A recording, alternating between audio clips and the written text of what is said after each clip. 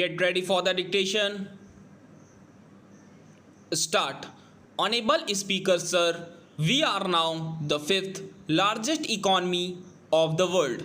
India's foreign direct investment got elevated to the level of 280 billion US dollar during 2014-19 from 190 billion US dollar that came in during the years 2009-14.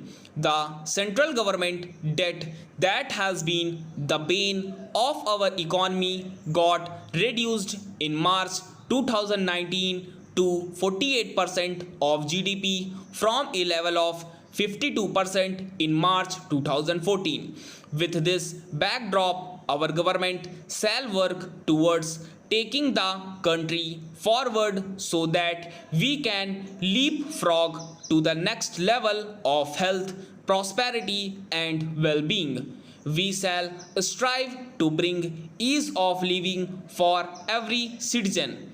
I am mindful of presenting this budget in the backdrop of two cross cutting developments: one, proliferation of technologies, especially analytics, machine learning, robotics, bioinformatics, and artificial intelligence, and two, the number of people in the productive age group, that is 15 to 65 years, in India being at its highest. This combination is special to contemporary India. Across the world, if there is a shrinking of globalization, equally there is a debate on the efficacy of monetary policy too. The efforts we have made in the last 5 years and the energy, enthusiasm, and the innovation of our youth are the ignition required to push forward the Indian spirit of entrepreneurship, which weather several storms over the centuries, inspire and motivate us. We recognize the need to support and further energize this spirit. This budget is woven around three prominent themes. One, aspirational India, in which all sections of the society seek better standards of living with access to health, education, and better jobs. 2. Economic development for all, indicated in the Prime Minister's exhaustion of Sabka Saath, Sabka Vikas, Sabka Viswas. This would entail reforms across all areas of the economy. Simultaneously, it would mean yielding more space for the private sector. Together, they would ensure higher productivity and greater efficiency. And 3. Ours shall be a caring society that is both humane and compassionate. Antodaya is an article of faith.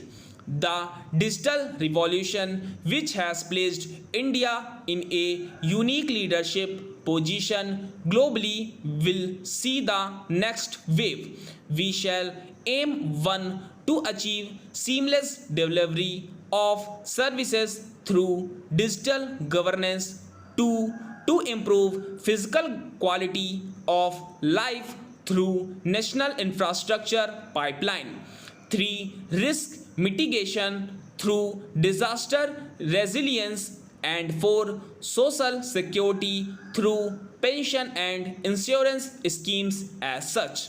To summarize my introductory remarks, this budget, Speaker Sir, is dedicated to provide ease of living to all citizens.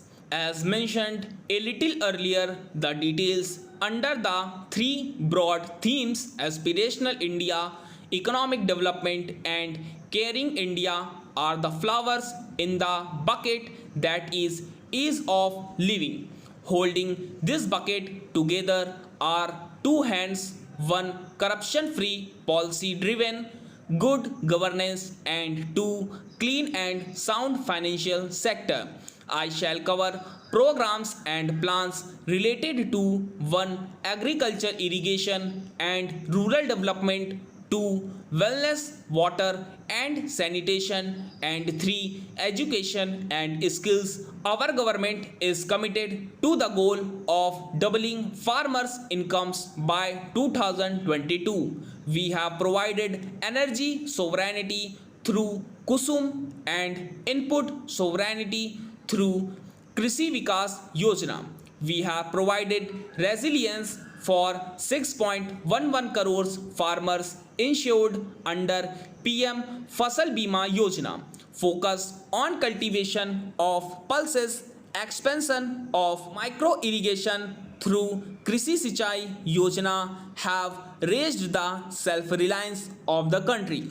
Provision of any annual supplement of the income to the farmer directly is done through PM Kisan. Connectivity through PM GSY financial inclusion have helped raise farm incomes. Prosperity to farmers can be ensured by making farming competitive. For this, farm markets need to be liberalized. Distortions in farm and livestock markets need to be removed. Purchase of farm produce, logistics and agri-services need copious investments. Substantial support and hand-holding of farm-based activities such as livestock, beekeeping and fisheries need to be provided for. Farmers desire integrated solutions covering storage, financing, processing and marketing. Adopting sustainable cropping patterns and bringing in more technology are integral to our plan. All this and more can be achieved through working with and in cooperation with the states.